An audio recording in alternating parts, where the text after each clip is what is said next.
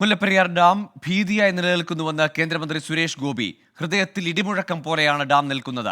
Dam പൊട്ടിയാൽ കോടതികൾ ഉത്തരം പറയുമോ എന്നും സുരേഷ് ഗോപി ചോദിച്ചു. കേരളത്തിന് ഇനിയും ഒരു കണ്ണുനീർ താങ്ങാനാകില്ലെന്നും സുരേഷ് ഗോപി പറഞ്ഞു. ഇനിയൊരു പക്ഷേ ഭീതിയായി നിലനിൽക്കുന്ന മുല്ലപ്പെരിയാർ എന്ന് പറയുന്ന ഒരു വലിയ സമ്പ്രദായം ഹൃദയത്തിൽ ഇങ്ങനെ ഒരു ഇടിമുഴക്കം പോലെയാണ് അത് നിൽക്കുന്നത്.